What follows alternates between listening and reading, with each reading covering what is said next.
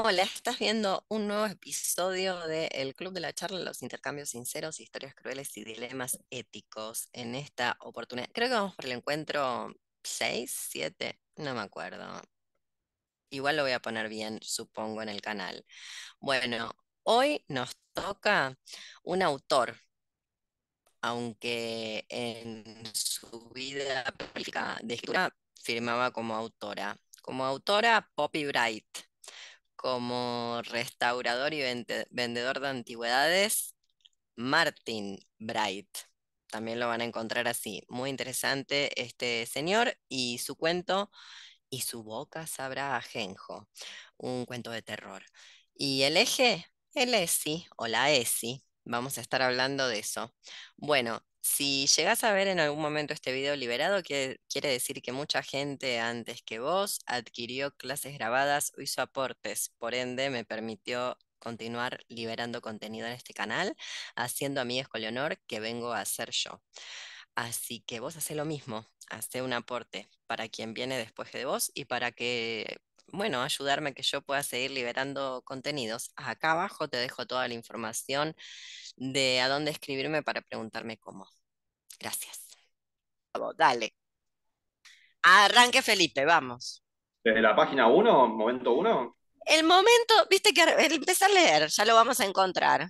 Vamos a encontrar todas las Bueno, cosas maravillosas que le hicieron a todas las cosas, a la gente maravillosa en busca de emociones, que es lo que le pasa a estos protagonistas.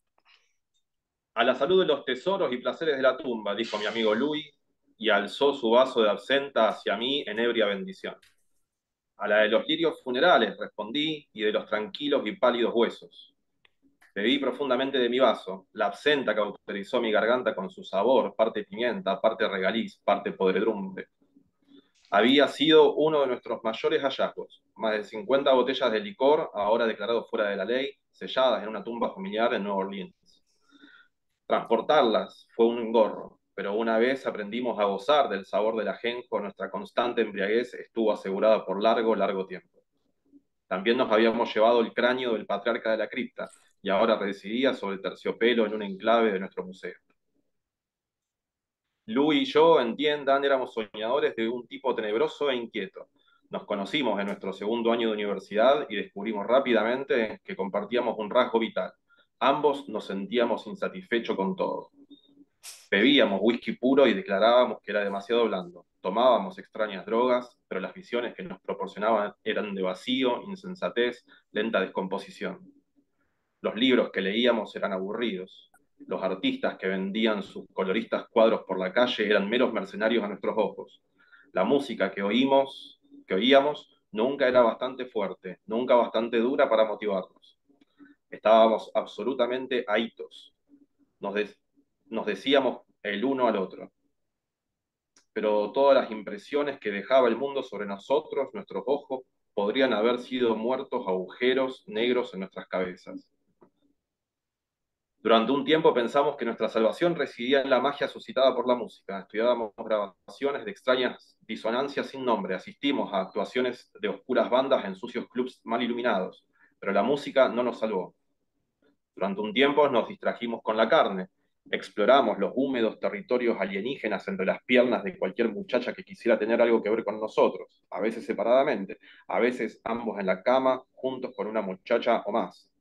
Atamos sus muñecas y sus tobillos con encaje negro, lubricamos y perforamos todos sus orificios, las avergonzamos con sus propios placeres.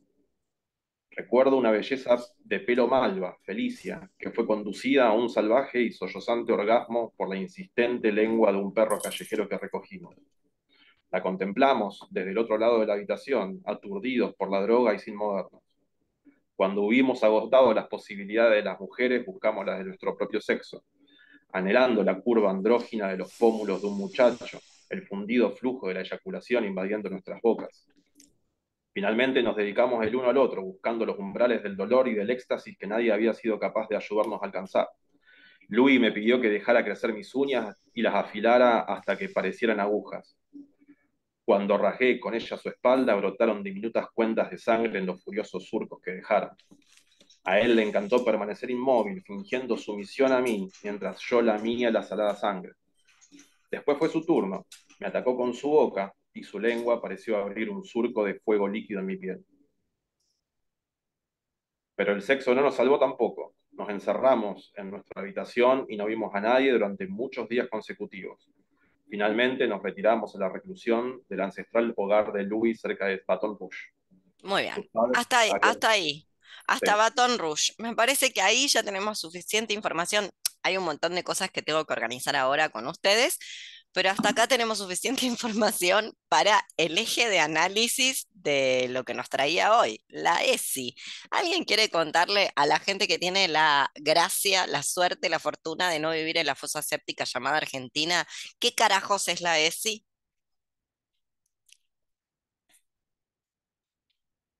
Alguien que trabaje en ese, que sea como Noelia. Era Noelia la de Gasalla, la docente de guardapolvo blanco.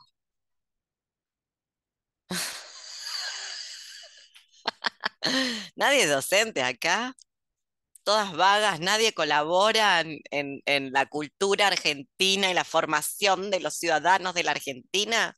Ciudadanes, no quise millenderear. ¿Qué carajo es la ESI? Nadie sabe lo que es la ESI. Nadie buscó. ¿Qué quiere decir ESI?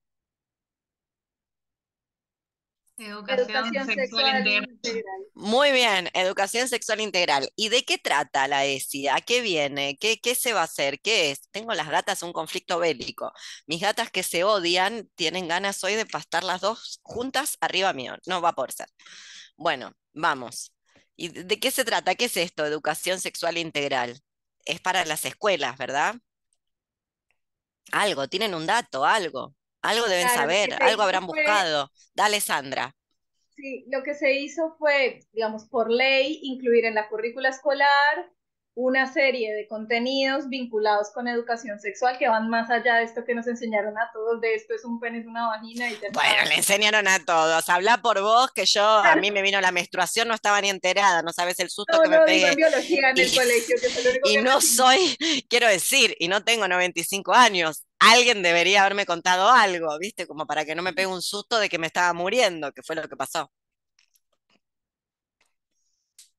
Eso, Entonces, no, son eso. una serie de contenidos curriculares que todos los docentes argentinos de guardapolvo blanco tienen que impartir y que los fachos, recontrafachos, megafachos, ultrafachos detestan. No saben muy bien por qué, pero detestan. Bien, imagínense este cuento. Imagínense a la profesora de literatura de quinto año, porque no sé qué les pasó a ustedes con el cuento, pero a mí esto me parece literatura infantil. Es lo que a mí me gustaba leer cuando yo tenía 15 años. No llegué a Poppy Bright a los 15 años porque no llegaba la gata moviendo la cámara, porque no llegaban sus traducciones y su literatura a la Argentina cuando yo tenía 15 años. Pero como bien dijeron por ahí, leía Lovecraft. ¿A qué edad va a leer una Lovecraft? ¿No? Lo lee a la edad que le da miedo, entre los 11 y los 20, una tiene que tener leído más o menos Lovecraft, por ejemplo. Bueno, entonces yo me imaginaba como intentando dar este texto en la currícula escolar, que lo tiene todo, es el siglo XXIII, no el XXI, este texto, básicamente. Porque, ¿qué es lo que logra? Que esto es un rasgo de Bright. O sea, si ustedes tienen que pensar cuál es una característica singular de la estética, tanto en las novelas como de Bright, es que los personajes son como él, ella, no sé cómo decirle a Don Martin actualmente, ex Poppy. Em, por las entrevistas que leí es bastante poco ortodoxo, o sea, sabe que su literatura es Poppy Bright y habla de su literatura como escrita por Poppy Bright, aunque él ahora sea Martin Bright. Bueno, entonces decía, los personajes son como él en el sentido bien, supongo que no anda por el bayou de la Florida chupando sangre, Don Martin. Quiero decir que son todos gays, transexuales, poliamorosos, poligarching, bueno, gente actual, gente joven actual. A diferencia de esa literatura de horror fantástico, terror de antaño, recontra, hiper heterosexual, ¿no? Y entonces yo pensaba, ¿cómo sería? O sea, la ESI esto te lo veta. Este texto que de repente podría pasar, podría colarse literariamente, tanto en la escuela normal, me imagino un programa de literatura de terror o de ciencia ficción, así como subrepticiamente, ¡pum!, apareció este texto, como también puede colarse en los anaqueles de la literatura de terror, gracias a nuestra querida educación sexual integral que enseña lo que es el sexo bueno versus el sexo malo, esto cae del lado del sexo malo. A ver, a la chica la ataron y ¿qué le hizo el perro mientras ellos miraban y se drogaban? A mí me parece una escena sadiana, como bien dijo Felipe, actual. Nuevamente, no sé qué les pasó a ustedes, pero yo tuve la fortuna de leer a Sade de chica. Nuevamente, me parece que es literatura para todas las edades, no para con los 50 años.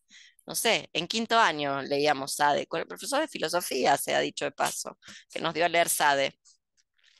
Bueno, ¿se entiende mi punto? ¿Se entiende lo que quiero decir? Luego, hay otro tema que a nadie conmocionó en el mundo, pero que en Argentina yo sé que causaría conmoción, que es un tema que conmocionó al mundo hace muchos años, cuando El silencio de los inocentes. ¿Vieron la peli? El silencio de los inocentes. ¿Les gustó? ¿No les gustó? ¿Sí? Muy bien. Alguien que la spoilee un poquito para la gente que no la vio.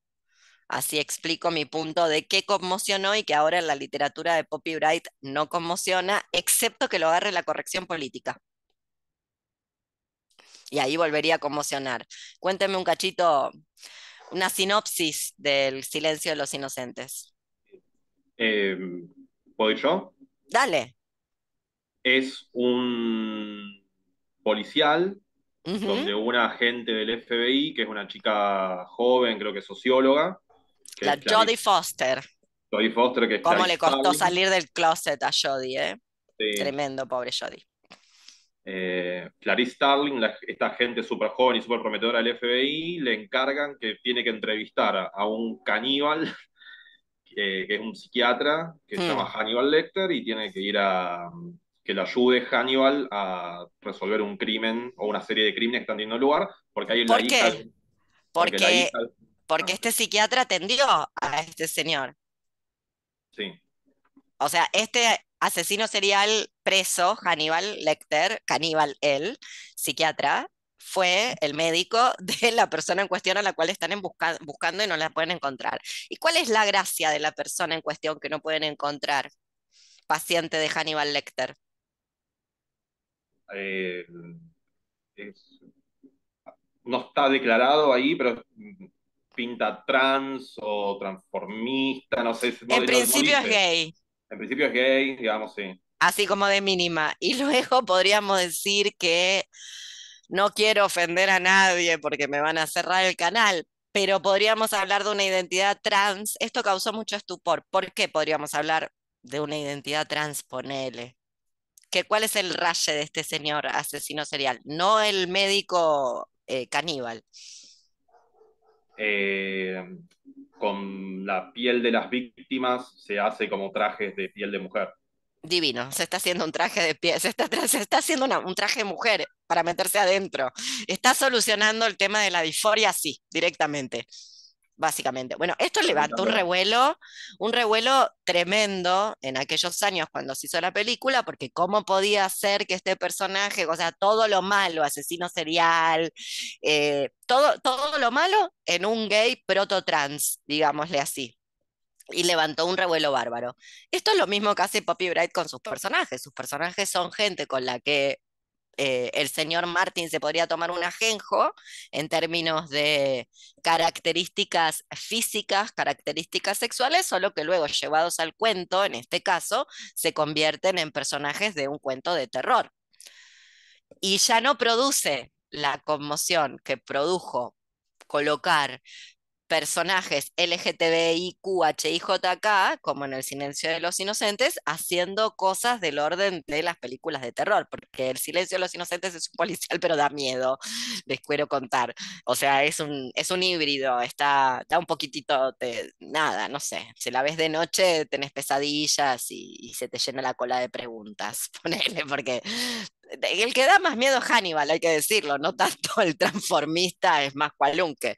El Hannibal te da un poquitito de estupor. Bueno, ¿se entiende lo que quiero decir? O sea, Poppy Bright, la escritura de Poppy Bright, tiene unas características muy en el momento de aparición de su literatura, que no es contemporánea, ya lleva un tiempo largo. Piensen que cambió de vida, o sea, salió del closet, se hizo varón trans y tiene que creo que tiene un local de antigüedades, o sea, se fue de la literatura, acertó.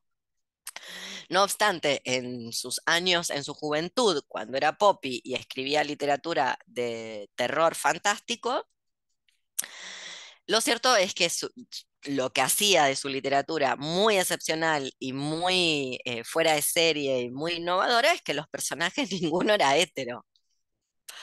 La verdad, todos eran gente como una, gente extraña y fascinante. Esto lo quiero destacar, luego no produce ningún efecto en el campo literario que los personajes sean así, cuando sí ha causado ese efecto. El silencio de los inocentes tuvo problemas casi como si dijéramos en términos de acusaciones de homofobia, por decirlo de algún modo. Pienso que pasaría en la educación sexual integral con un cuento como este, ya sea por los rasgos sexuales que presenta, que obviamente son del orden de la fantasía, ¿no? Pero bueno, como diría el señor Ferdinand Céline, por dentro está todo permitido. Es una novela de Barón Visa, si lo quieren buscar, por dentro está todo permitido. Que también le gustaban estas chanchadas, tengo entendido. No, no sé, no soy tan fan de Barón Visa, pero es un rumor que me llegó. Bueno, todas estas fantasías, ¿qué pasaría con la ESI, con todas estas fantasías que plantea el cuento? ¿Y qué pasaría donde los personajes, ninguno es bueno? Bueno en el sentido de hacer el bien, querer ser presidente, embajadora, pedir que le cambien el acta. ¿Cómo era una que estaba embajadora trans que estaba pidiendo que le cambien el acta de bautismo, que le cambien el nombre del acta de bautismo? Bueno, estos personajes son de otra calaña, son personajes de ese mismo colectivo, de esa misma comunidad, pero de otro tipo. No quieren ser embajadoras, ni quieren que se les cambie el nombre de la partida de nacimiento, sino que bueno, están en una, están haciendo ritos, se aburrieron como personajes, y acá hay otra referencia que ya la trajo Felipe, pero que la podemos ir tirando al ruedo. Están aburridos como quienes. Ya en la literatura había gente así de aburrida, mucho antes del siglo XX. Bueno, mucho no, un poco antes del siglo XX. ¿Quiénes? Es muy interesante eso que está haciendo, bueno, yo pienso que es muy interesante esto que está haciendo Bright. Hubo unos personajes de carne y hueso que generaron una literatura de la cual esta es heredera, que también se cagaron de embole, para que vean, para que piensen en qué momento empezó esta experiencia llamada tedio que nos consume en la actualidad. Por lo menos a mí. Tal vez ustedes se estén divirtiendo. Yo a eso le llamo alegrías compensatorias. ¿Qué momento histórico y literario fue? Ay, ya les dije todo, un montón de pistas tiré. Tedio, horror. Dale, Felipe, diga, Pienso, vamos. me Ah, bueno, pienso en ya iba a Frankenstein. hablar Carlos, vamos, Carlos, dale que no hablo en todo el día. Sí. Pienso en Frankenstein. Por ejemplo, ¿y eso qué es? El romántico, esos son los Es románticos. romántico, No de que la todos época los victoriana. románticos hayan hecho terror gótico, es cierto. No obstante, en el periodo de, digamos, de dos ciudades y dos países que tienen mucho más en común de lo que se reconocen mutuamente en la actualidad, Francia e Inglaterra, París y Londres, hay como una suerte de corredera intelectual donde la gente siente la experiencia, una experiencia que literariamente el nombre se lo pusieron los franchutes, se lo puso Baudelaire, el spleen, S-P-L-E-N, el spleen, que es una forma de tedio, es una forma de insensibilidad producida por un aburrimiento extremo, dado que adviene la experiencia de masas. Nunca había llegado la experiencia de masas a la cultura. Horas hacinada en el transporte público, sin mirar, porque está prohibido mirarse al rostro con gente desconocida, las grandes urbes y las grandes metrópolis, donde parece que todo está pasando. Bueno, de esa experiencia se desprende algo que Baudelaire denomina en un poema el spleen. probablemente el nombre ya estuviera inventado, solo que Baudelaire, que también, Baudelaire podría ser perfectamente un personaje de Bright en todo, en los arranques sexuales, en la estética, nadie lo sabe, andaba con el pelo verde, salía con una señora que había comprado en África o la había comprado en París, no sé dónde la había comprado, a la pobre señora africana que luego libera y que esa era su amante en París. Un escándalo, hacer eso en París era un escándalo, lo quiero decir ya. Bueno, borracho, me salió como urdapilleta, lo dije borracho, tremendamente borracho todos. Creo que en el periodo nadie tiene una relación con la sustancia llamada alcohol que no sea del consumo problemático. El siglo XIX está marcada por la experiencia del consumo problemático del alcohol y la literatura. Toda esta gente, Poe, no sé, por citar otro, que ese gringo. Lo que pasa es que es un gringo raro, podría ser, debería haber sido inglés, digámoslo así. Toda gente borracha, toda gente con problemas con el alcohol y toda gente con problemas con las drogas que había a disposición, más interesantes que las nuestras en la actualidad, por ejemplo, el opio. Digo Y porque la estos, absenta, sí, el absenta, qué que, rico y el la absenta. Nadie me absenta. regaló para mi cumpleaños una botella de absenta. Qué malas que son con este cuento. Vayan y consigan. Sí, ¿Qué contá, es lo ¿qué que sabemos del toman los de absenta? este? No sé nada de la absenta, solo sé que es medio verde y es lo que toma la gente de este cuento. Y ninguno de sus amigos góticos les gusta la cosa esa que sabe mitad podredumbre, mitad ajenjo. Sí, yo lo de la podredumbre debo decir que mucho no lo entendí. No obstante, como el cuento está bastante mal traducido, como ya hemos tenido las experiencias de lo que llega a nuestras latitudes y en nuestra lengua, ¿qué decirles? Digo, porque la absenta no tiene gusto a podrido. Tal vez haya algo, no sé cómo se hace la absenta, pero tal vez haya algo en el proceso de maceración, de fermentación. No sé si es un destilado o si es un fermentado y por ende tenga por ahí para los paladares muy refinados pueda sentirse una traza de fermentación y a eso le están diciendo podredumbre, porque de hecho no se llama su boca sabrá ajenjo. ¿Cómo se llama el cuento en realidad? Es intraducible, por eso le pusieron su boca sabrá ajenjo. Creo que era Wormwood, ¿Y qué quiere decir eso? gusano madera, no sé. No. Sí, termitas. Wormwood. ¿Y cómo lo traducirías? ¿O qué imagen te viene a la cabeza? Madera gusanada, una cosa así. Un cuerpo que se le van a salir gusanos de la boca, o sea, un cuerpo en Ah, putrefacción, a eso vas a ver el cuerpo, porque, y ya cuento el cuento por el final, lo que hace este personaje, ahora iremos a esas cuestiones, es pudrirte, te mata y te pudre, te chupa todo. Francisco, cuéntame. Sí, no, el wormwood es la hierba con la que se hace la absenta, que por eso es el doble significado, tiene Ahí este doble está. idea de lo que es tipo de gusanos en la boca y además es la hierba con la que se hace la absenta. Nada, es. ¿Qué tipo de hierba es? ¿Qué sabemos de esa hierba? Contanos. No, no, mucho no sé, investigué eso porque me llamó la atención en inglés wormwood y después ajenjo y digo, ¿qué será? Y lo busqué. Y nada, lo interesante que me parece que es algo que también hay que destacar de la absenta es que produce alucinaciones, suele producirlas, tiene ese Ya efecto quisieras, ¿cuál absenta? La que tomaban en el siglo XIX, la que alucinante. tomaban los románticos en el siglo XIX, la que compras por internet no produce nada de eso. Esto no lo voy a grabar Eso, porque sí, ¿qué? eso se dijo de la absenta cuando se la prohibió.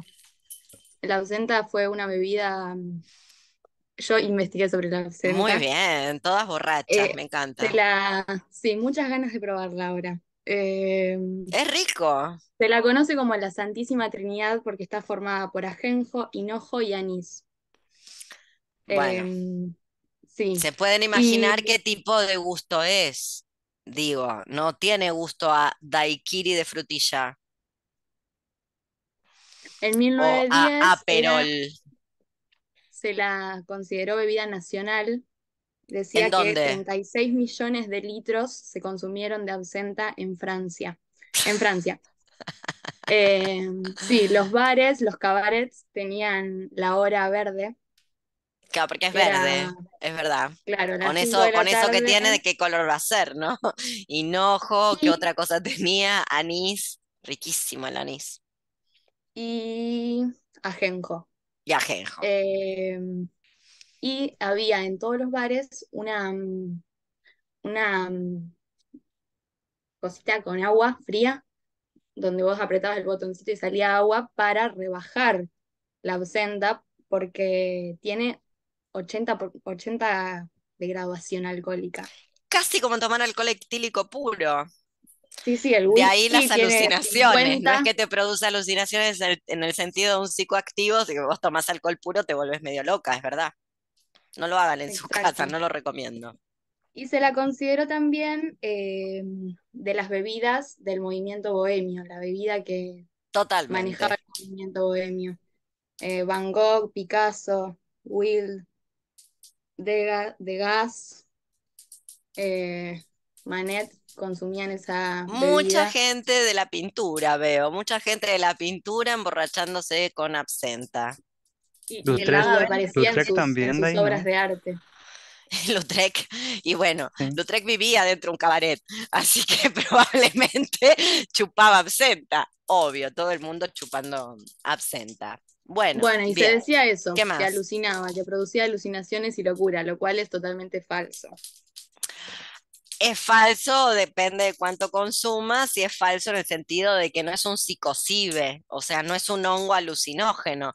Luego yo te puedo asegurar que agarrás el alcohol etílico que tenés en tu casa para limpiarte, para desinfectar un utensilio y te lo bajás y vas a ver patitos de colores caminando por las paredes, vas a ver cosas, evidentemente. Por eso el alcohol no se toma puro, justamente.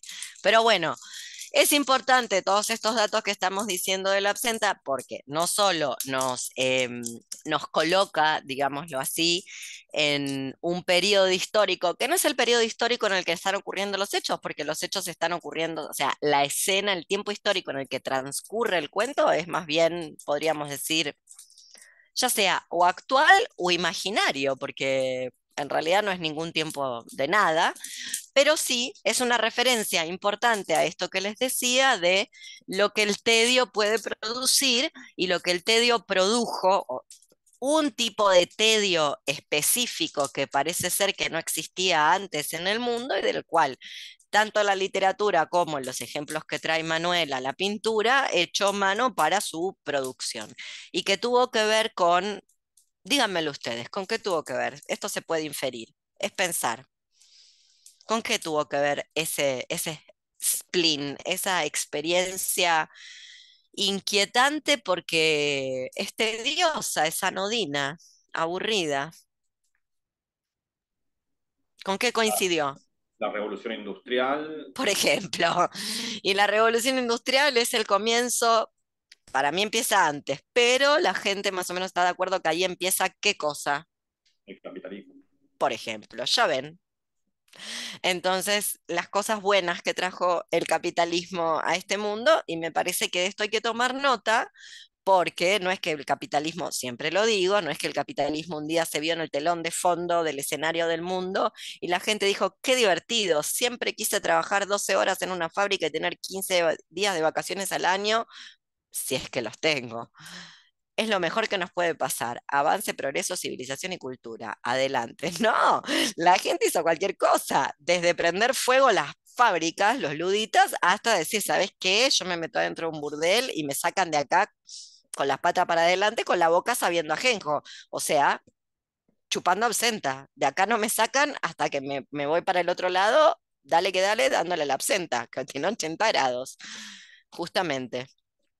Es decir, no estuvo de acuerdo y parte con el capitalismo y parte de ese no estar de acuerdo se tradujo en una literatura de ficción y o de terror, una literatura de ficción de terror, que es de la cual en parte se alimenta la literatura de Poppy Bright, actual Martin Bright, que a su vez, ya en una lectura un poquitito más traída de los pelos, una podría pensar, como Felipe hizo la relación con Lovecraft, donde Lovecraft echa mano a la multiplicidad sexogenérica de las monstruosidades de caldeos, sumerios, asirios y su propia invención, porque vieron que los monstruos de Tulu, ¿de qué sexo son?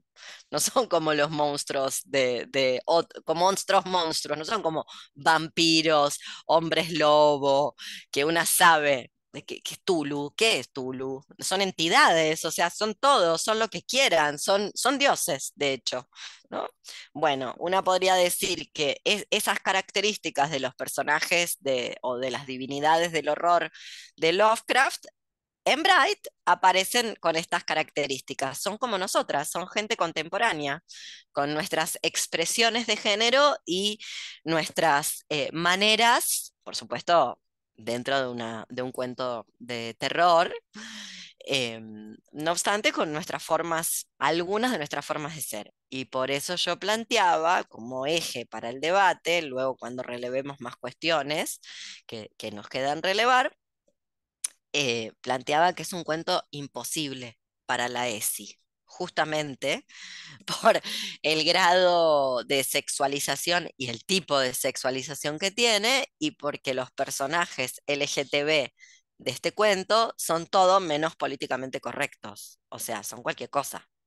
En principio abren tumbas, que no es poca cosa, y hacen cositas con los muertos.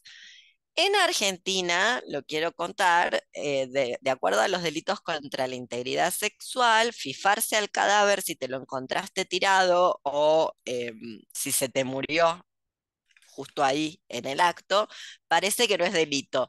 No así desenterrarlo, que es lo que hacen ellos.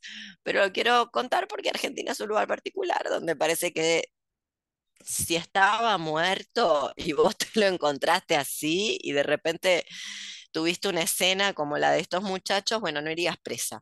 No obstante, creo que no es en todas partes del mundo. Bueno, entonces ya vimos este tema de la traducción, que hay que tener cuidado justamente porque hay cosas que no sé cómo se podrían traducir, y la persona que eligió traducirlas, bueno, eligió caminos aledaños, como por ejemplo esto que contaba Francisco de la hierba con la que se hace la absenta.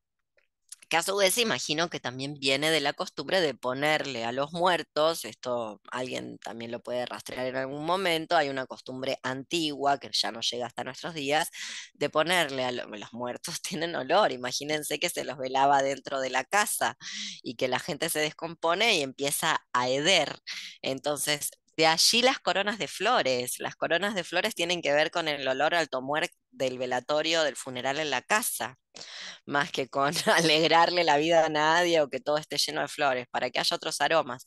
Y lo de ponerle una cosita en la boca, supongo que viene, o sea, una ramita, un ramito, un ramillete de hierbas frescas debe tener que ver con eso, cuando no alguna otra cuestión que tendríamos que indagar un poquitito más.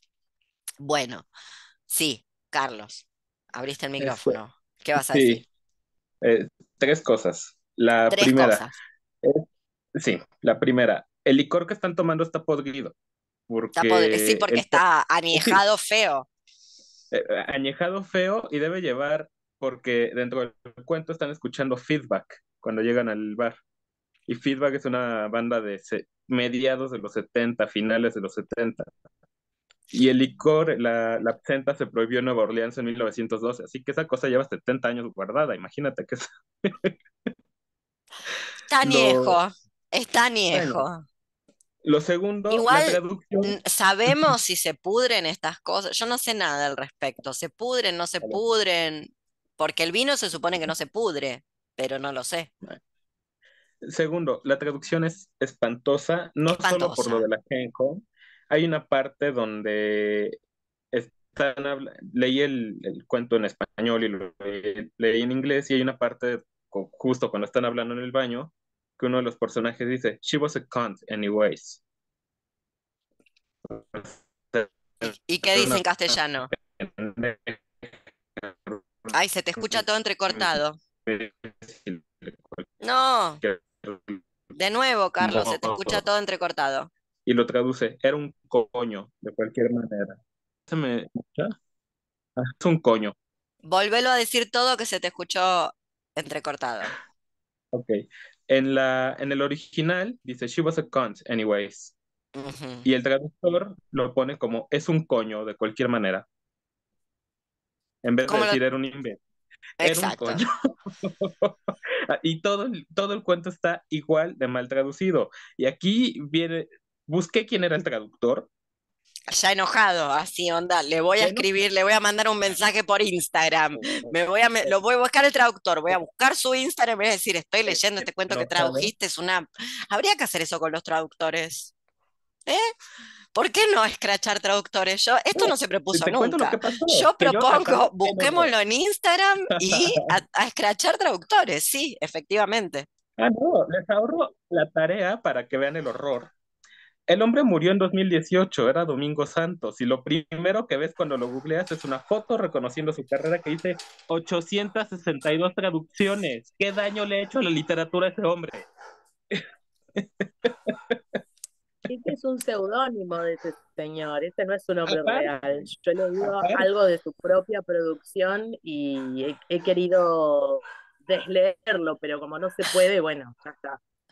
O sea, también lo fuiste a sí, buscar, sí, sí, también lo fuiste sí. a buscar, Alex, porque dijiste esto, desprendimiento de retina, Alex, justo Alex, que es traductora, y dijo, no, esto no puede ser, ya tenían la dirección postal para ir a tocarle la puerta, ya estaba planeando ir a buscarlo y decirle, escúchame, con el libro en la mano, así como diciendo, escúchame, miserable. ¿Qué estás haciendo? Bueno, sí, pero recordemos a Borges. Un buen texto se abre camino a través de las malas traducciones y este es el caso. Se abre camino. Luego, bueno, una tiene que hacer malabares para entender este tipo de cosas. Pero bueno, volviendo, ¿ya están las tres o falta una? No, la tercera era un dato de lo que dijiste de los perfumes, justo los primeros perfumes de los que se tienen registro era para los funerales, se agarraban unas bolas de grasa de animal, se les perfumaba con plantas y distintos licores y se ponían atrás de las tumbas para que oliera eso. Y claro, porque si no, Algo que, hiede, algo que hay que ver justamente. ahí. Exactamente. Yo creo que lo de la boca que sabe a ajenjo tiene, obviamente, es una referencia a tomar el licor y también es una referencia a esta especie de momificación, chupación que, bueno, finalmente te mata. Y luego hay otro dato, por eso yo le dije a Felipe hasta acá, no porque no lo quiera leer entero, sino hasta acá, porque a partir de Baton Rouge estamos ubicadas en unas coordenadas espaciales muy importantes. ¿Cuáles son? ¿Qué sabemos al respecto? ¿Qué buscaron? ¿Qué encontraron? Porque no es cualquier lugar. En Luisiana, en cuna del gótico sureño yankee, digamos. Estamos en el sur de Estados Unidos, estamos en, obviamente, todo lo que tiene que ver con, por un lado, el tráfico humano traído desde las costas de África con motivo de esclavización, o sea, con motivo para esclavizarlos en los campos de algodón, pero con esa gente también se vino una cultura hasta esas costas. Y esa cultura luego se fusionó en todo, se fusionó con el horror que le hacían vivir a esas personas, más su cultura de origen, que dio nuevamente un sincretismo del cual este lugar tiene una mítica, vamos a decirlo de algún modo, una mítica que llega hasta nuestros días. Por ejemplo, si han visto American Horror Story, la serie, recordarán la temporada de El Aquelarre de Coven, donde parte de lo que ocurre tiene que ver con este choque entre las brujas blancas y las brujas negras, y luego la señora que vuelve desde el siglo XIX, ¿se acuerdan de ese personaje, el que hace Kathy Bates, que es una latifundista torturadora de africanas y africanos esclavizados? Encuentra un hobby en el Nuevo Mundo, que es torturar a sus esclavos de las maneras más aberrantes habidas y por haber. Lo digo porque todo esto que está pasando en este cuento tiene que ver, responde y releva y remite a ese misticismo, a esa mítica de que en el sur de Estados Unidos, no en cualquier parte del sur tampoco, sino específicamente en las zonas cercanas, Nueva Orleans y las zonas cercanas a Nueva Orleans, no sé, el Bayou de la Florida, lugares que no conozco, pero que siempre aparecen remitiendo a la cuestión de la necrofilia y el vudú, que vienen de la mano, porque para producir esto hay que manejarse con la necromancia y con la necrofilia, y por el otro lado con estas artes mágicas, así llamadas racistamente negras, ahora me voy a explicar, que tienen que ver con otra forma del vampirismo, otra línea del vampirismo. Estamos delante del vampiro, esto no deja de ser un vampiro, no sé si lo han pensado así ustedes, para mí estamos delante de un vampiro, solo que es un vampiro diferente a la tradición iniciada con Bram Stoker. Digo tradición iniciada con Bram Stoker porque el vampiro, el vampirismo de los Cárpatos no tiene que ver con lo que creó Bram Stoker, que oh casualidad también del mismo siglo, aburrido, gente que se pone a escribir, etcétera, inventa monstruos, etcétera, etcétera. Es el vampiro de del común denominador, de nuestra vulgata, es el vampiro Bram Stokiano. No obstante, hay otros tipos de vampiros. El vampirismo, o sea, algo que te chupa el alma, algo que te chupa la sangre y te chupa el alma, no es inglés, no lo creó Bram Stoker, ni siquiera tiene que ver en muchos casos con Vlad Tepes. Acá tenemos un ejemplo de ese vampirismo. Y vuelvo a esto de la magia negra y la magia blanca, cosa que a mí me molesta, pero sin precedentes. Es como cuando Spinoza dicen me potencia, tal cosa me potencia. Las cosas no potencian nada. Una compone y la potencia se incrementa o decrece. Bueno, esto me da tirria, me da igual. La magia no es ni buena ni mala. Para el que la lanza siempre es buena si el hechizo sale. Para el que se ve afectado por el hechizo, cagó. Y eso es así en todas las magias, lo quiero decir ya. Luego, como el mundo es, ya lo saben, racista, resulta que a este tipo de hechicería popular le dicen magia negra. Claro, si vino de África, parece ser. Por eso estamos acá en el sur de Estados Unidos. No obstante, eso no tiene que ver con que es buena o es mala. Tiene que ver con que así funciona la hechicería popular. O no funciona así. Lo digo porque estoy recitando a Fraser y hay otro autor menos conocido que Fraser que se llama Frías, que no piensa exactamente lo mismo. No obstante, lo que yo quiero plantear es que no existe una magia buena. Eso es un invento gringo, un invento de estas wiccanas horribles, espantosas, que sí, insoportables las wiccanas, que no sé de dónde salieron, de qué repollo, quién las engendró a esas señoras. La magia siempre es benéfica para el que la lanza. Luego, para quien se ve afectado por la hechicería popular, bueno, está por verse. Quizás no tenía ganas esa persona de verse afectada por la hechicería popular y bueno, no podríamos estar hablando de el beneficio, pero para quien lanza el hechizo, siempre lanza para beneficiarse un hechizo, sino para qué lo lanzaría, ¿no? ¿Se entiende lo que quiero decir? Astutamente, Bright, no se mete en ese conflicto y acá los personajes son blancos. Pues yo lo entiendo a Bright. ¿Qué hay que decirle? Yo lo entiendo, porque dijo, bueno, con el tema LGTB, ¿qué me van a venir a decir si yo soy trans, soy un tipo trans? Ahora no me voy a meter en camisa 11 varas y de repente voy a hacer a todos mis vampiros afrodescendientes racializados, porque en una de esas, en Estados Unidos, me como un juicio como señor Martin Bright, mientras la yuta, que es el Ku Klux Klan en Estados Unidos, literal, es el Ku Klux Klan. El Ku Klux Klan no existe más porque ahora la policía mata afrodescendientes racializados como nosotras nos tiramos pedo, básicamente. Pero bueno, para ahorrarse ese problema, acá toda la gente blanca son malos de origen, porque son todos herederos de los latifundistas, terratenientes, esclavistas, básicamente, que es lo que es este muchacho, que es el que tiene la casa, que es el que encuentra la absenta ahí añejada, que no sabemos si se pudre o no se pudre, etcétera, etcétera. Y acá hay una serie de referencias. Hay bueno, obviamente ya hablamos de la pata de mono, es un texto muy pata de mono, pero hay una peli que Bueno, ¿qué decirles? A mí me gusta, pero coincido que es una peli mala.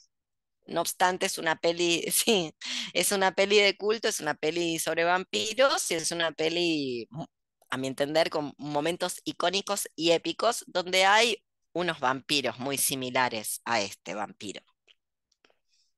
¿La vieron? ¿La conocen? ¿Cuál, Soledad, que estás haciendo así con la cabeza?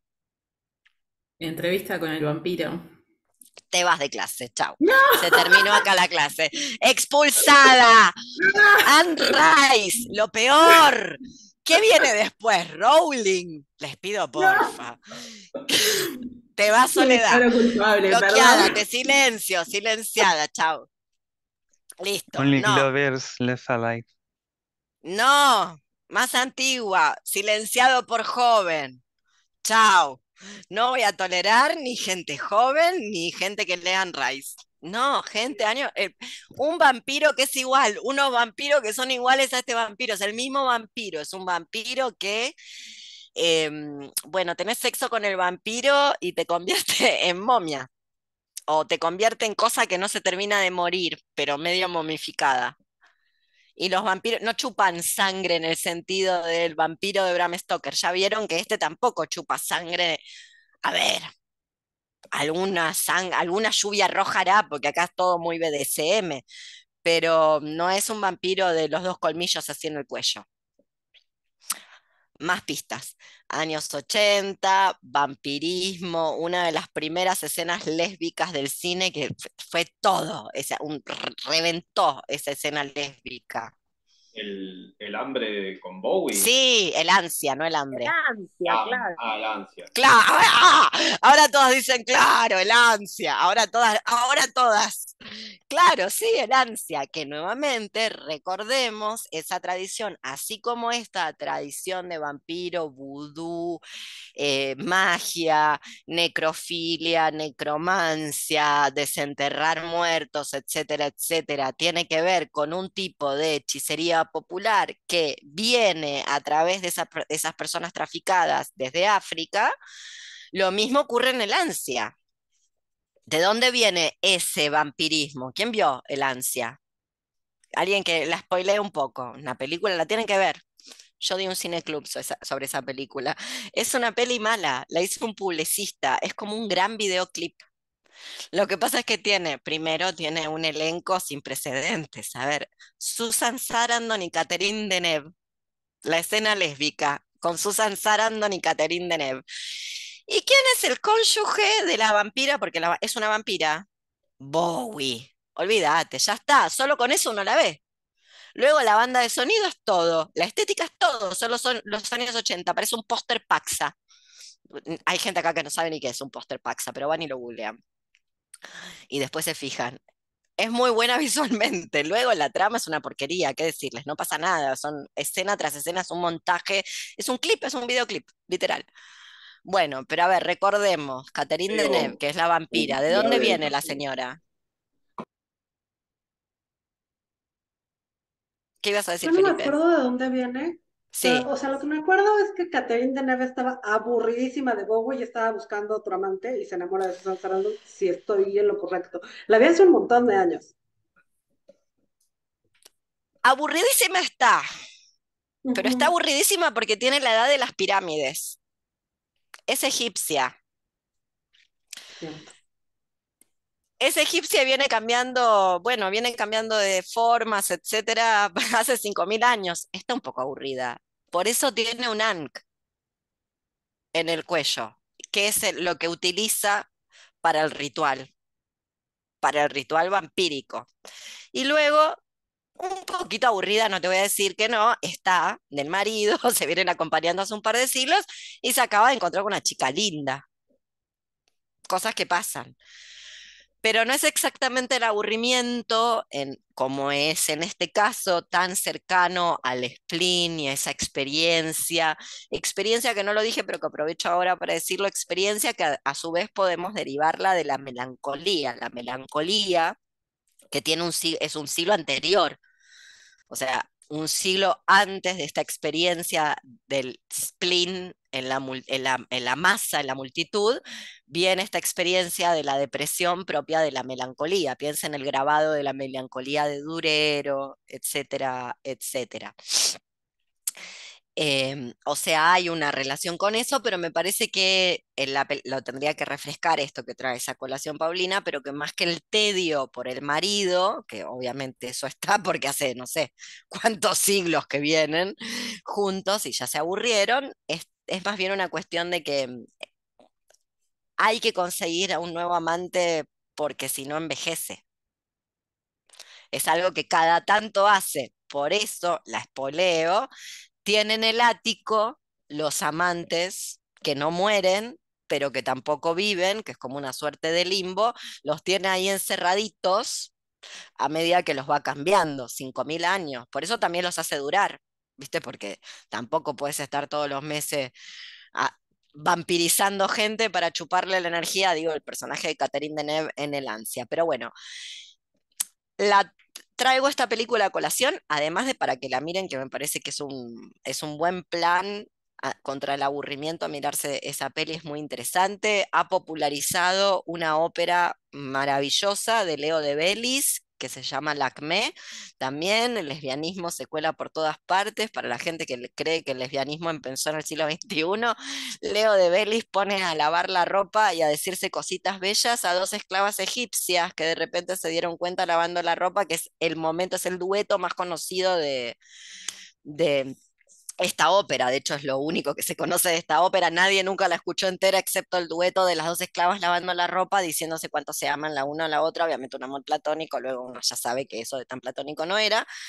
No obstante, ahí está en la escena bueno, la escena lesboerótica entre la señora Catherine Deneuve y Susan Sarandon, que no saben lo que es un fuego total. No van a dormir bien después de esa escena. En fin, Susan Sarandon no puede estar más linda en esa película. Perdón, pero es así, hay que decirlo. Justamente el director publicista le hizo poner la ropa que había que poner. Bueno, de hecho no, ese es un chisme. La eligió ella, ya estaba diciendo mal. El director quería que se pusiera lencería con encaje y demás, y Susan Sarandon, siempre tan feminista, dijo ni en pedo. Se puso una camiseta blanca y nos leyó el deseo a todos. Y acá estamos, mirándola 300 años después y comentando esa escena. Vuelvo entonces. Ese vampiro que está en el ansia, en esa película, es este tipo de vampiro. Y nuevamente tiene que ver con una genealogía vampírica que no es la Bram Stokeriana, que no tiene que ver con el que te chupa la sangre acá, con los dos colmillitos que le salen, etc. Es otro tipo de vampiro, pero que en algún mundo apela a lo mismo, porque este personaje secundario, que es con el que hacen el trío, por algo está vampirizando a este tipo de personajes con los que se va encontrando en la noche.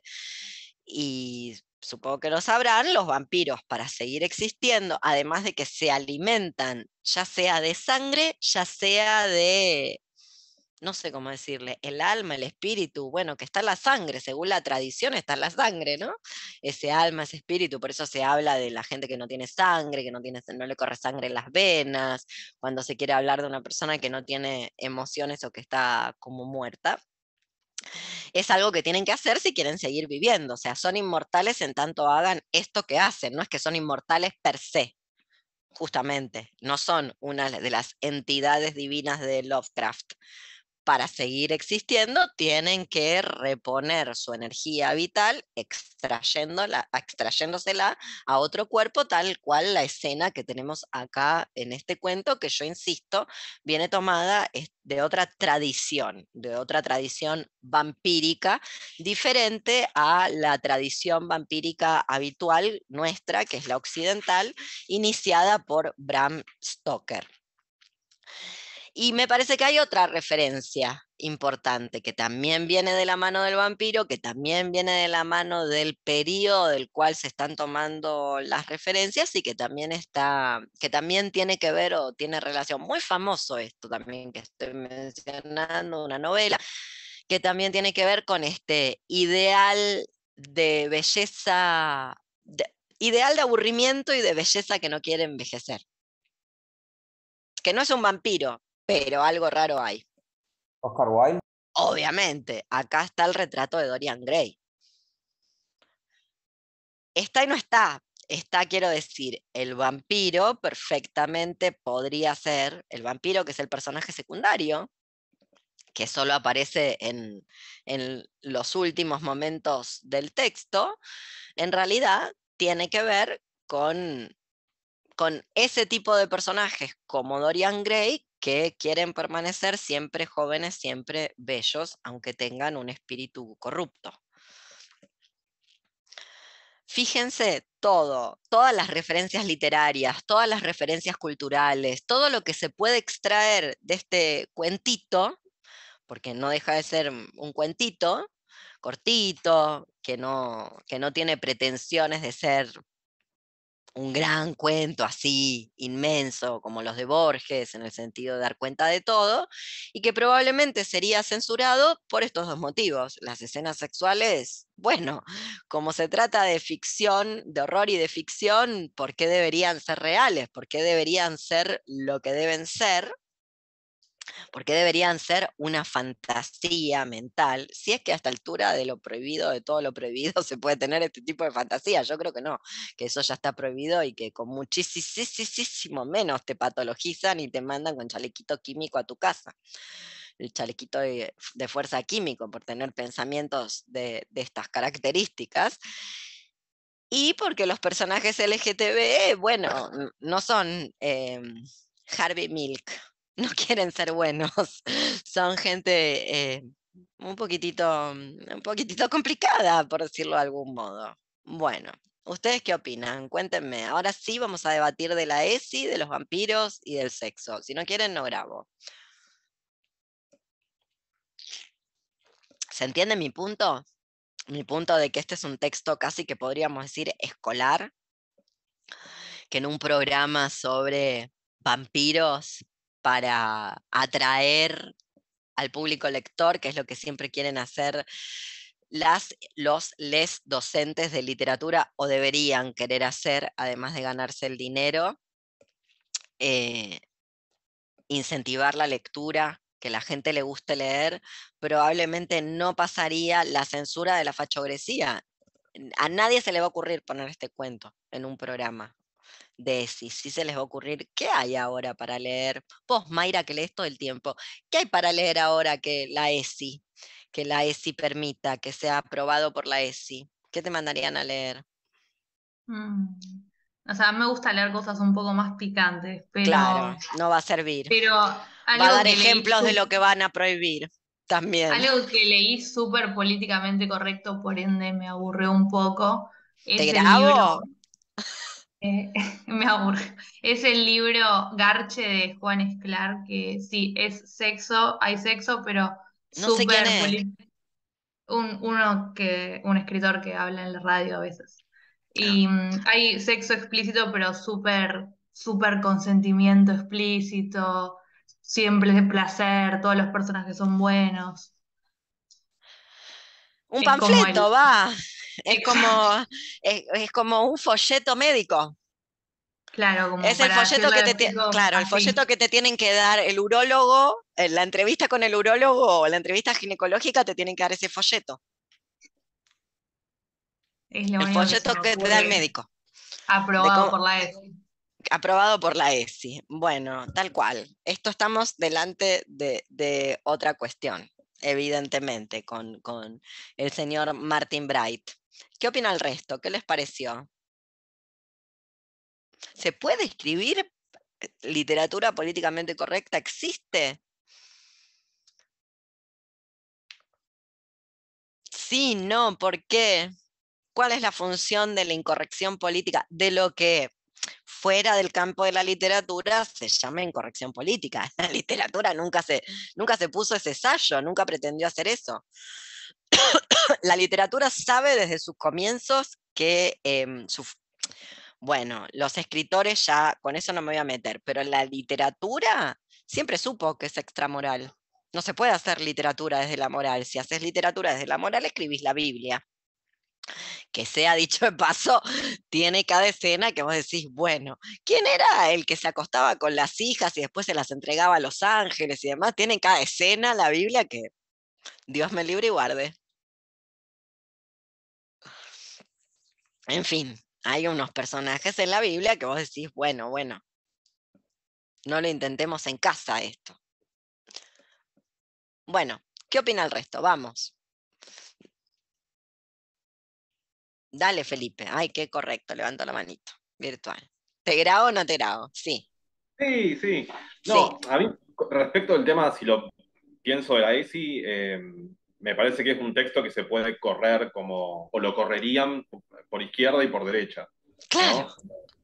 Por la explicitez, saltaría la gente que incluso está en contra de la ESI, como diciendo, no, ¿cómo vamos a hablar de intentar penetrar a un chabón con un muslo con el fémur de un cadáver, digamos, una locura? Y por izquierda Me sería había como, olvidado de esa escena, me quedé con la del perrito. sí, sí. Eh, y por izquierda sería como, bueno, no, esto es una mirada homofóbica o sí, una Sí, mirada homofóbica. homofóbica, transfóbica, todas las fobias y Sí, sí. Y la gente LGTB es sana, buena, normal, despatologizada, con lo cual ni perritos ni fémurs. claro, exacto. Racista, claro, especista. Sí, sí, sí. Nada de Y eso. yo me redetuve cuando describen dos cosas, ¿viste? El cadáver de la piedra mágica es un maestro vudú blanco y la piel del chabón que sale de la tumba es marfileña. Hmm. Y claro, dije, claro, qué raras aclaraciones, digamos, a veces. Yo, viste, esto no lo puedo probar, no tengo manera de probarlo. Yo creo que teniendo en cuenta de dónde es Don Bright, las cuestiones raciales en Estados Unidos, etcétera, etcétera, bueno, para evitarse luego tener que... Las mismas explicaciones que debe haber tenido que dar el guionista, el director del Silencio de los Inocentes al respecto de sí. Baila disfrazado de mina con un cadáver con la piel de los cadáveres. Sí, puede pasar. ¿Qué va a hacer? Bueno, para evitarse todos esos problemas, el mago es blanco, todos son blancos, punto, listo, ya está. Bien, entonces ahora sí, que haya lo que tenga que haber. Total, nadie puede decir, no, somos todos buenos. Yo supongo, pero es una lectura que yo hago de por qué no hay ley de cupo racial en este cuento, en tanto pasa en un lugar donde hay una gran cantidad, debido a las consecuencias históricas de los latifundios y el sistema de esclavitud norteamericano, de personas afrodescendientes racializadas. ¿Y vas a decir algo más? Si no, Mayra. Vamos, Mayra. No, otra cosa que no le gusta a la ESI de este cuento es que no usan preservativo y en la ESI es muy del preservativo. Muy bien, ¿no? Claro. Si esta gente que está aburriéndose y que son todos barebackers, perfecto, sí, diste la tecla. Nuevamente, miren lo que permitiría, Pero ¿no? una de esas Sí. está usado y no se dice, ¿Cómo, ¿no? Alex, que te Digo, escucho toda entrecortada? De nuevo. yo sí, tengo una Sí. conexión horrenda. Que en una de esas está usado, simplemente está tan naturalizado que no se dice. Es una posibilidad. Yo creo más bien que no. Que, a ver, estás desenterrando muertos. Estás experimentando con todas las cosas podridas, sabidas y por haber. ¿Por qué te pondrías un preservativo? Ay, quiero contar una anécdota, pero no la voy a contar. Yo creo, Alex, que no lo tienen naturalizado, que lo que tienen naturalizado es, bueno, este tipo de cosas que hacen donde no hay preservativo, por ende luego, y ahí viene la función pedagógica de la literatura, donde la escuela normal le exige a la literatura que enseñe un tipo de representación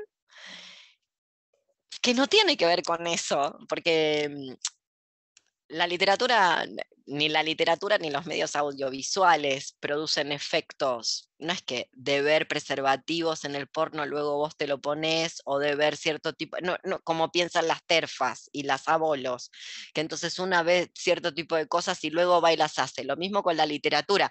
No es que baile y su boca sabrá ajenjo de Poppy Bright y luego uno se pone a exhumar cadáveres en el cementerio de la Chacarita y hacer experimentos necrománticos y necrofílicos a ver si aparecen los vampiros, qué sé yo, ¿no? Nadie hace eso, sencillamente lee y produce, dicen que funciones mentales complejas. Vygotsky dice eso, yo no siempre creo en ello, pero bueno, hay que mencionarlo.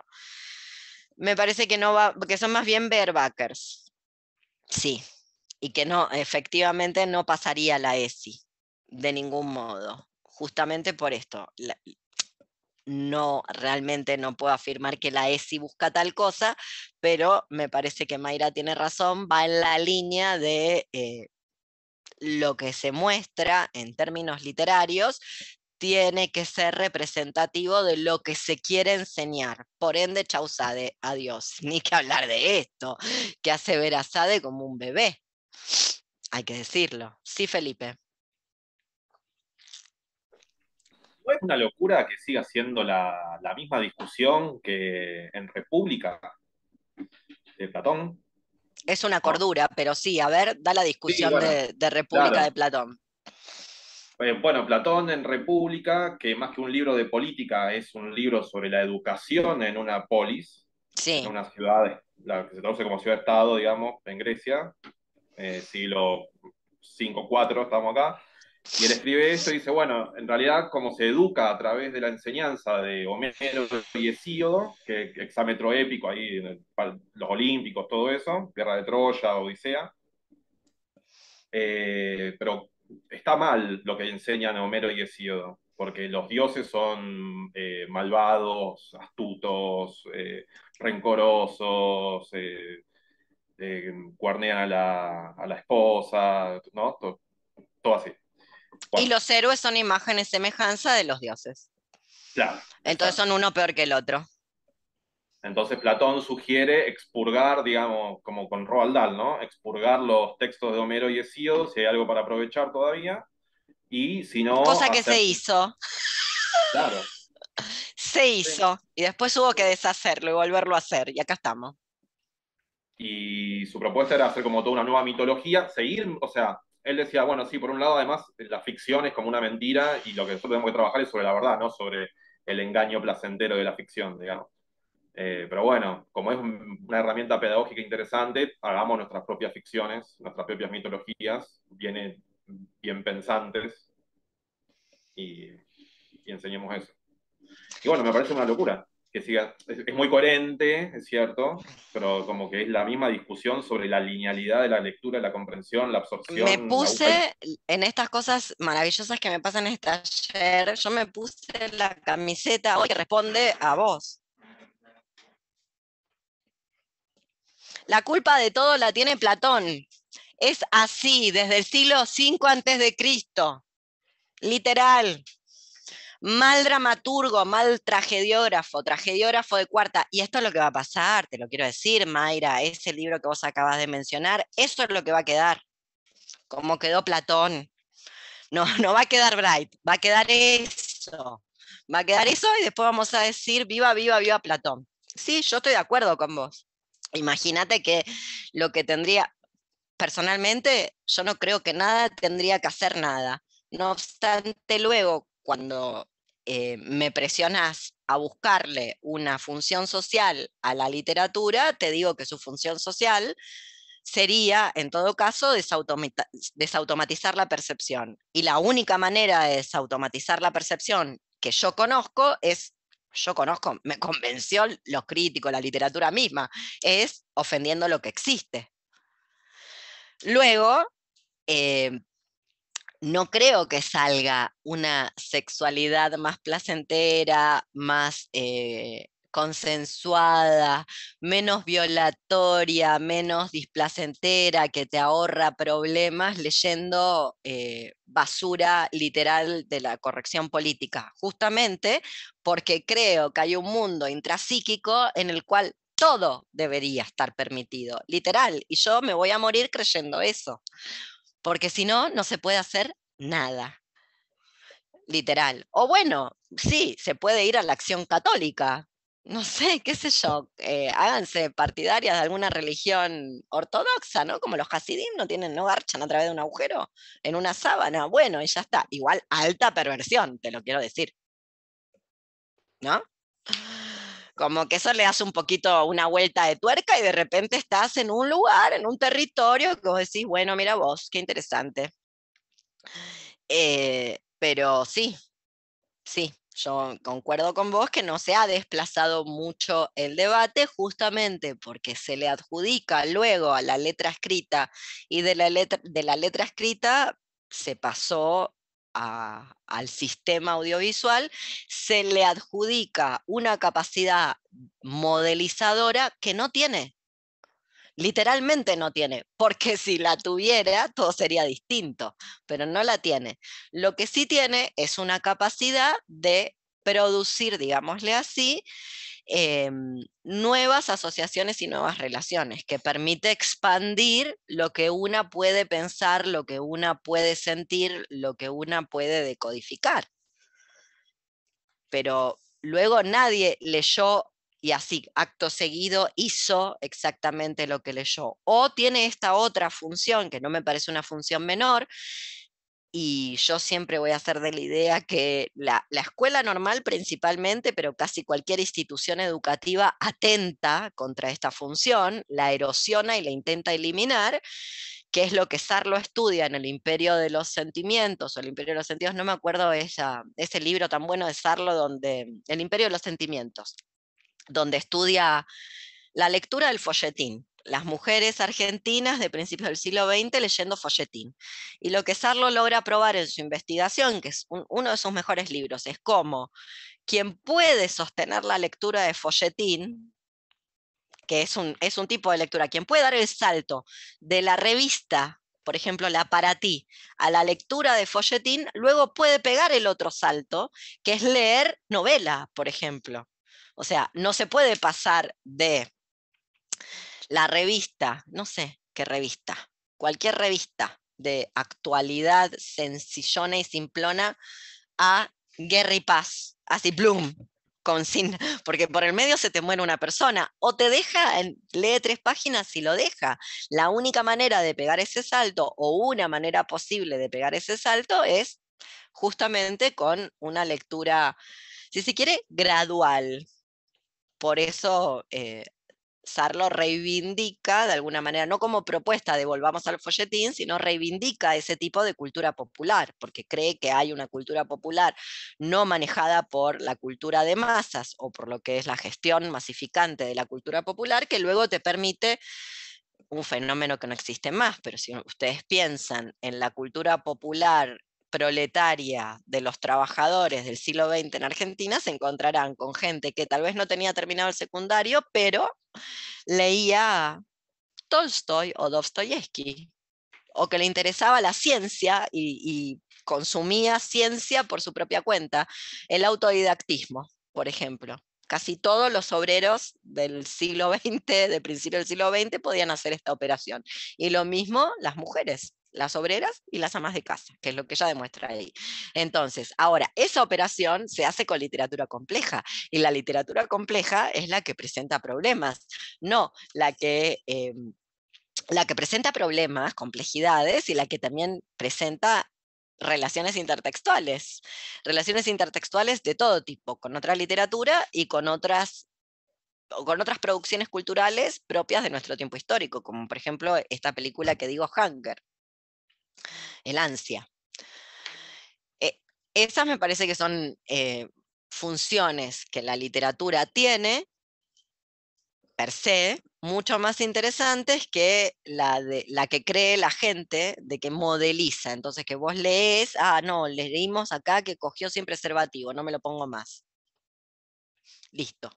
así como automáticamente, que es un poco, este debate ya a esta altura añejo, pero debate que sigue vigente, increíble, como lo de Platón, donde, no sé, las abolicionistas y las terfas creen que luego una ve porno y hace exactamente lo que vio en el porno. Entonces tienen esos eslogans maléficos, siniestros de la pornografía es la teoría, la violación es el acto, no sé cómo decían McKinnon y toda esa gente espantosa, cuando luego sabemos que no necesariamente. O podemos seguir a Susan Sontag, en ciertos tipos literarios y en ciertas prácticas sexuales, lo que se tramitan son traumas, por ejemplo, más que producir nuevos a otras personas. ¿Qué opina el resto? Pero sí, estamos en ese debate. Sí, Francisco. Yo leo de la mano de esto que dijiste, el arte que ofende lo que existe. Voy a volver al texto. Yo en el texto encuentro como una especie de llamado político, y voy a leer una cita que ahora voy a decir. Dale. Tengo como en la corrupción está la salvación, que es algo que está escrito así o parecido. Está en la página, de la edición que está en el drive que pasaron digamos, de acá de los sábados, es la página 97, el anteúltimo párrafo, que empieza con Bien. esas habitaciones. Y leo, dice, esas habitaciones eran donde se instalaría nuestro museo. Finalmente llegué al acuerdo con Luis de que solo la profanación de tumbas podía curarnos del más tremendo aburrimiento que estábamos sufriendo. No podía soportar el contemplar su atormentado sueño, la palidez de sus huecas mejillas, el delicado oscurecimiento como un hematoma de la piel debajo de sus parpadeantes ojos. Además, la idea del robo de tumbas había empezado a atraerme. En la corrupción definitiva, ¿no podíamos hallar el camino a la salvación definitiva? Eso es una cita de la Biblia, torcida, pero cita de la Biblia al fin. ¿No dice la Biblia en algún lugar? Yo tengo muy poca educación cristiana porque ya nací satánica, pero ¿no tiene una cita, algo así en la Biblia de en el peligro está la salvación? Sí, también yo encontré lo del ajenjo en la Biblia, buscando también cosas, encontré que hay un Ya estaba proverbio prohibido desde... que la Mirá. mujer está ligado a la mujer, ahora no sé bien, pero está en un proverbio que habla de la mujer adúltera y habla de que al final sabe a ajenjo, una cosa así, que también. Lo que pasa es que el ajenjo es, además de ser vermífugo, la planta es la artemisia, ¿no? Y además de ser vermífuga, es decir, que es buena para eliminar gusanos y cierto tipo de parásitos y tal, es una planta abortiva. Y quizás por eso aparece como en referencia a la mujer adúltera, ¿no? Por ahí venía. Bien. ¿Y esa cita con qué la relacionaba, Francisco? No, con como yo leo ahí lo que quiero leer, o un llamado político lo que dice ahí al final, ¿no? En la corrupción definitiva no está ahí la salvación definitiva, y como llamado a un poco como dijiste vos, a ofender lo que existe en el arte, o nada, un poco ligado a eso, como la cuestión política de la correctez versus la corrupción, y cómo en la corrupción acá Brite o el personaje, ellos ven la salvación, digamos, la salvación tanto para sobreponerse del tedio, este tedio tan político que nos acecha a todos. Sí, en el caso de los personajes, la encuentran ahí en la corrupción, esa suerte de salvación que ya ves que no es salvación porque uno termina momificado, convertido en eso que lo convierte. Pero sí se salvó de ese aburrimiento extremo que parecía que con nada. Es muy interesante porque justamente esta experiencia del tedio, del aburrimiento extremo, el entumecimiento de los sentidos, producto de vivir en un determinado mundo, se percibe como un ardor similar al ardor sexual, llega a arder, cuando en realidad no se siente nada. ¿Qué iba a decir Paulina? Creo que esto que está diciendo Francisco, como de la salvación, se combina con lo justo como acaba el penúltimo párrafo del cuento. Se los voy a leer. Dale. Morir. El show final del dolor o la inexistencia, que es el precio que tenemos que pagar por todo. ¿Será posible que sea el más dulce estremecimiento la única salvación que podemos alcanzar? ¿No? O sea, están llevando ese deterioro hasta la muerte. Lo único que los va a salvar es morirse. Y yo creo que a veces justo como la salida al tedio es la muerte, ¿no? Como un reajuste creativo, quizá un poco suicida en ese sentido. Hay quienes separan la autodestrucción del suicidio, como no son lo mismo. O sea, por un lado, yo no soy muy devota de estas lecturas de goce mortífero y demás que hace el psicoanálisis. No obstante, hay una separación entre ese, por así decirlo, tal cual la denominación psicoanalítica, goce mortífero, de lo que serían las ideaciones o conductas suicidas, como que no son exactamente lo mismo. Pero sí podría ir por esa línea perfectamente. Luego me parece que da cuenta, más allá de la puesta en abismo, más allá de que realmente no es ningún tiempo histórico, y, o sea, como bien dijo Carlos, puede ser la década del disco que están escuchando, como puede ser el mundo contemporáneo, es todo medio difuso. O sea, sabemos que no es el siglo XIX, sabemos que no es principios del siglo XX. Luego, ¿en qué momento exactamente? No sabemos. Bien, y da cuenta de un fenómeno que no siempre, no siempre existió. Vuelvo, lo repito, que es el fenómeno del aburrimiento y de la juventud aburrida, extremadamente aburrida. Con ustedes vimos el cuento de Carver, ¿no? Diles a las mujeres que nos vamos. Bueno, ahí está. ¿Qué se hace con el aburrimiento? Bueno, se hacen muchas cosas con el aburrimiento. El aburrimiento no existió en las formas que lo conocemos en la actualidad. No digo que no haya existido, digo que no lo conocemos en las formas que tiene en la actualidad, que son peores, obviamente. Francisco. Sí, también me parece interesante de la mano de esto que estamos hablando, que al menos yo no leí ningún rasgo de tristeza en el personaje de Louis, o de Howard, perdón, cuando lo encuentra Louis, él no sé, se agarra el cuerpo, lo lleva abajo, lo deja con la madre, pero no hay nada que demuestre como que mirá la muerte de mierda que tuvo, sino, digamos, de él, de hecho, al final lo que demuestra es lo contrario, porque deja la puerta abierta, va al club a buscar, lo que quiere es sentir lo que, porque además hay una frase que dice que yo como que esta persona lo amó a Louis como él nunca pudo, y un poco con lo que él persigue es eso, no es que dice, uy, mirá, un vampiro se acaba de chupar la sangre a nada. Al contrario, lo sigue buscando, no tiene ningún tipo de arrepentimiento con la vida que lleva, nada. Ni arrepentimiento, ni miedo, y nuevamente, qué sé yo, tampoco se murió tan mal, vamos a decir las cosas como son. O sea, ¿no? Como enfiestado con un vampiro. Bueno, ¿qué decirte? ¿Cuál era la otra opción? La otra opción era morirse secuelada de reinfección tras reinfección de COVID hasta tener COVID persistente y que nadie pueda darme un diagnóstico y morirme de los trombos de un ACV isquémico a los 35 años, cosa que nunca había pasado en el mundo. Bueno, ¿qué decirte? Por ir a la escuela, los trombos y los recontagios, para aprender la buena literatura, que es la literatura políticamente correcta.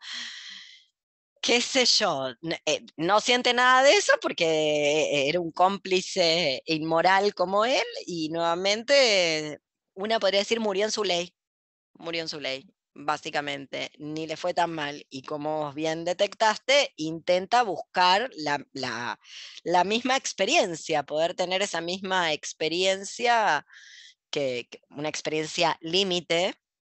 Nuevamente, no la estoy proponiendo, no obstante, comprendo que es la búsqueda de esa experiencia límite que le dé algún sentido a la existencia. Ahora tenemos las siguientes, pueden ir a hacer la cola ahora para ir a ver a Taylor Swift. Ya hay una boluda que armó la carpa, porque según se dice, el viernes que viene se habilita la venta de entradas, entonces nada, esa es la experiencia límite de nuestro mundo contemporáneo. ¿Qué decirles? No nos suicidamos porque somos vagas, realmente, por pura haraganería o porque estamos tan deprimidas que no nos da ni para matarnos. Pero la verdad es que cuando vos mirás ese mundo decís, qué bajón vivir en este mundo, qué bajón. No puede ser peor, el peor mundo posible. Dale, Felipe. Taylor Swift, perdón. Taylor Swift tendría que estar cancelada desde todo punto de vista. Basta. Dale, Felipe. Pensaba, y lo fui confirmando a medida que iban charlando, otra referencia para mí que está ahí dando vueltas es Clive Barker, A que ver. también, Hellraiser sobre todo, pienso como para dar un ejemplo icónico de una historia conocida, que también es un tipo aburrido, que está buscando una experiencia límite y encuentra este artefacto mágico que es como una especie de puzzle, de rompecabezas, de una caja, que activa una especie de portal mágico donde se conecta con estos seres que son los cenobitas, que son como maestros del placer y del dolor y la mezcla perfecta del placer y del dolor, pero a un nivel como sobrenatural. Y, Puede ser, y perfectamente, es una línea posible. y es de los 80 el libro, así que seguramente fue como un renovador del terror. Seguro Bright lo leyó y vio la peli y todo lo que ya sabemos, seguro, seguro. Y después en un nivel más terrenal, dentro del realismo, aunque hay un par de cuentos que son medio fantásticos, uno o dos, justamente con el tema vampiros, pensaba en Bret Easton Ellis, ¿no? Como American Psycho, Menos que Cero, todo el tedio de los 80, de los tipos, o incluso hasta llegar hasta Bulebeck, ¿no? Como Sí, todos los... ahí no tanto, no la veo tanto. Igual, si lo podés probar, ya sabés que es lícito. No lo veo tanto porque es otra experiencia del tedio, es otro tipo de Claro, tedio. está bien, sí, es cierto. Es el tedio del que ya lo tiene todo, entonces ya no sabe qué hacer con eso.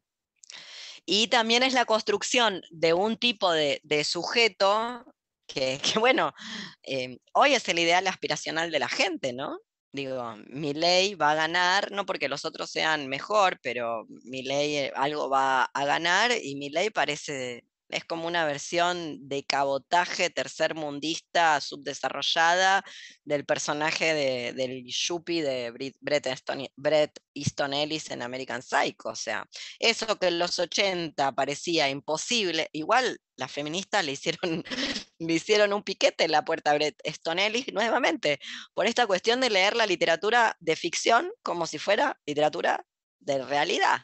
Ni la novela más realista deja de ser ficción, porque hay un pacto con el lector, con el público lector, donde lo que vos estás leyendo no es la verdad.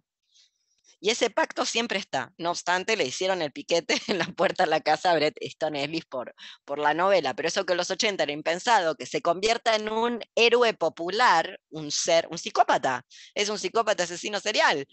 Solo que, como le pasa a los psicópatas asesinos seriales, es el perfecto empresario, CEO de empresa. Nadie desconfiaría de él, siempre tiene olor a perfume y el mejor traje y los zapatos lustrados. Después, bueno, corta a las mujeres en rebanada y la mete dentro del microondas. Detalles, detalles.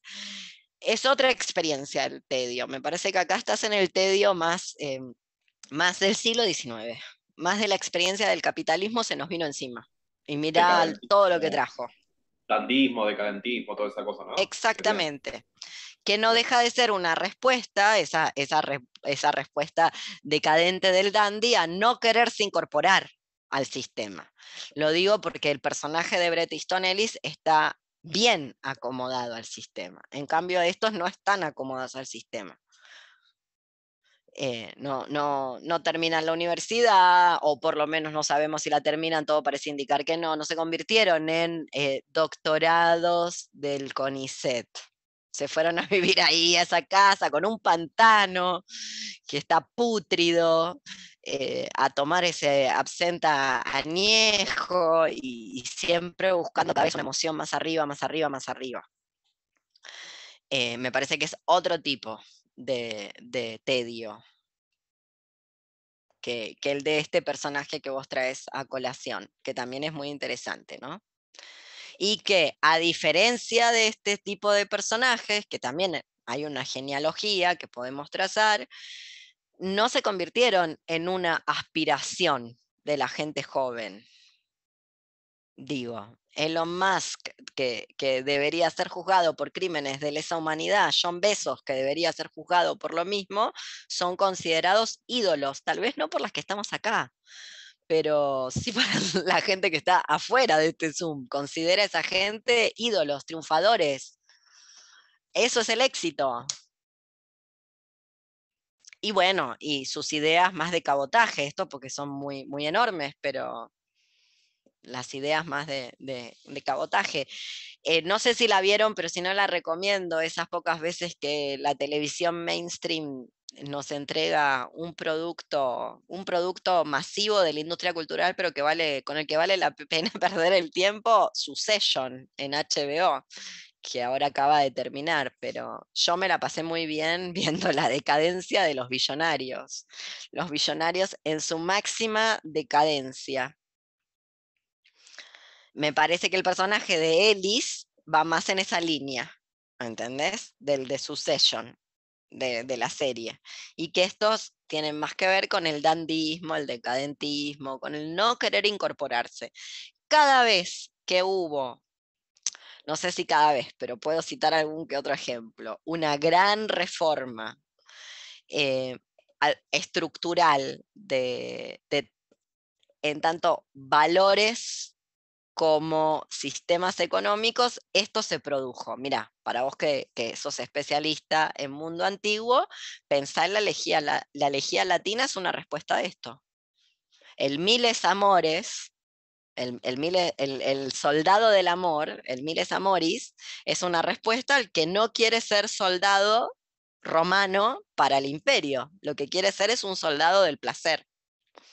Y ahí se cambia de la elegía griega, que es un canto fúnebre, a la elegía latina, que, oh casualidad, es un canto al sexo, justamente por este cruce Eros-Tánatos, arcaico, atávico, está pintado en las cavernas, que eso es lo que estudia Bataille.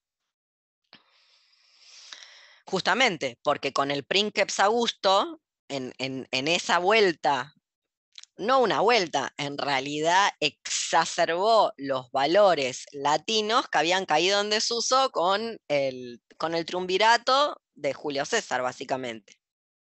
Porque Julio César sería muy imperial, pero era bastante disoluto. Él, por ende, no le exigía a su pueblo lo que él no hacía. De ahí toda la libertad sexual de las mujeres romanas, de la matrona romana, del patriciado y del orden ecuestre, que no son todas, tuvo que ver con el periodo de Julio César.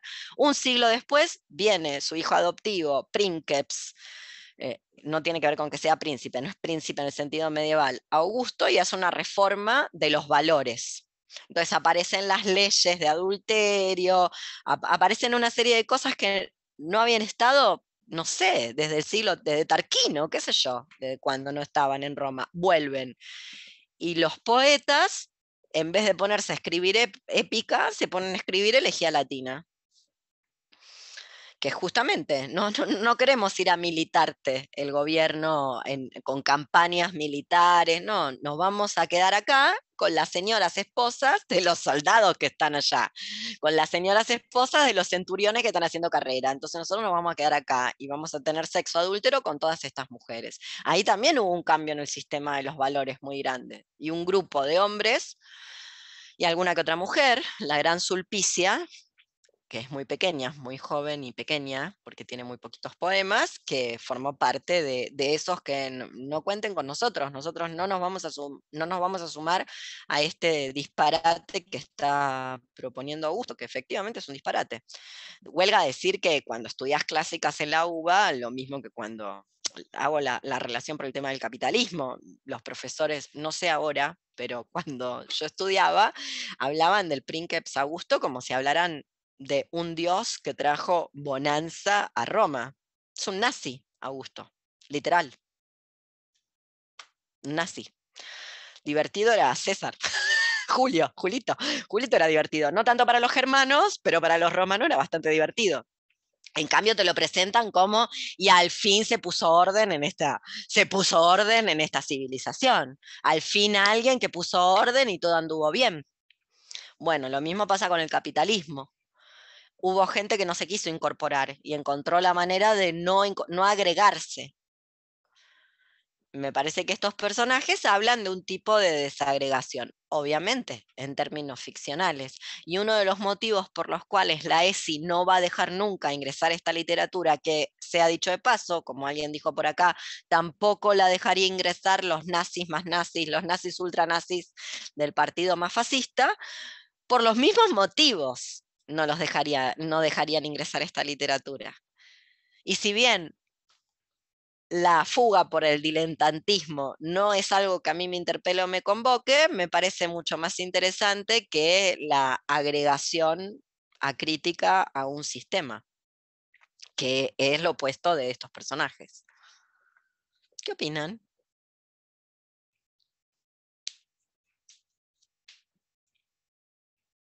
Nada. Bueno. Mientras piensa, porque siempre... Sí, dale, Paula. De hecho, ni siquiera trabajan. No sé si No, ya si se es dijo, rico. pero Mirá, es heredero. Es claro, millo. Tal cual. claro. Pero no está intentando hacer nada bueno con ese dinero. Lo digo porque luego somos estimuladas con ideas tales como habrán visto esta multibillonaria alemana que dice que renuncia a su herencia porque para qué quiere tanta plata. Lo que no quiere es pagar los impuestos, chicas. Hay que leer la letra chica del contrato, porque con esa mega fortuna vienen una cantidad de impuestos que es realmente barroca. Porque, esto no lo voy a grabar. Es más, No, esto, ya grabada, no, porque vos haces siempre lo mismo, después tirás la fórmula, la solución a todo, y yo no te grabé. no. Vas a ver que es una pavada absoluta. Siempre decís Es lo mismo. una Alexandra, no te creo. referencia. Sí, bueno, porque siempre digo pavadas, Leonor. No, no es verdad, y yo nunca lo grabo, no. Una Dale. película de los 80s que produjo mucho revuelo porque era en principio muy sensual o sexual, X, no sé, habría que volver a mirar por el prisma de esa época, donde aparece Mickey Rourke, muy joven, y acá se llamó Corazón Satánico, y es acerca de es una película de Alan Parker, así que bueno, no sé cómo estará si la miro en este momento, no sé qué efecto me producirá. Pero es la historia de un detective que tiene que resolver unos casos, unos asesinatos que están sucediendo en ese mismo escenario donde sucede este cuento, ¿no? De Poppy Wright. Y aparece toda esta estética y toda la mitología, digamos, que tiene que ver con el sur de Estados Unidos, el vudú y todo lo que viene ahí cerca de Nueva Orleans, ¿no? O justamente en Nueva Orleans, no me acuerdo exactamente dónde sucede, dónde transcurre la película, Si pero no me acuerdo mal, aparece finalmente el diablo. sí, claro que sí. Están Mickey Rourke, De Niro. De Niro es el diablo. Bueno, la spoileé, perdón. Sí, bueno, es el pero diablo. es obvio. Y De Niro es el diablo. Se enteran después, Sí. pero De Niro es el diablo. De Niro, que fue papá. ¿De Niro es el que fue papá ahora? Mira, bueno, lo felicito. Con 89 años.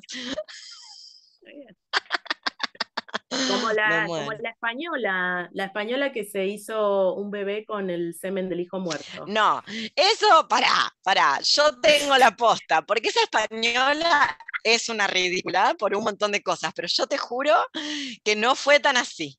Es asquerosito, pero siempre lo hacen ver un poco peor. El semen del hijo no se lo puso a sí misma y el hijo dejó por escrito que quería tener un hijo con ese semen, con un vientre subrogado. Entonces ella lo que hizo es tener un nieto con el semen del hijo, es decir, con el material genético del hijo. Igual es una asquerosidad, todo. Sí. todo es una asquerosidad, pero yo, porque leí la nota, la misma nota que vos, que estaba explicada así, una dice que agarró una jeringa con la huasca del hijo y se la metió. Ya me imaginé lo más asqueroso y truculento. No, es un poquito menos. Sí, Igual es un no. montón, pero un poquito menos. Bueno, dale, Alex. Corazón satánico. Volvé. Te Bueno, quedaste eso, la con las imágenes referencia. mentales. Sí, en Corazón Satánico lo que hacen, que ahora parecería algo muy incorrecto, me imagino, políticamente, es que el catalizador de todas estas situaciones es Lisa Bonet, que es una mujer negra, ¿no? Así que bueno, con toda la incorrección de los 80s, es una peli que está interesante como para ver en conjunto con este cuento, en una de esas. Buena Eso. recomendación. Para la próxima, no fue nada Ay, tonta la y está el recomendación. libro, por supuesto, la película está basada en un libro. Bueno, Después paso el libro por el grupo. hay que conseguir todo eso. Mientras paro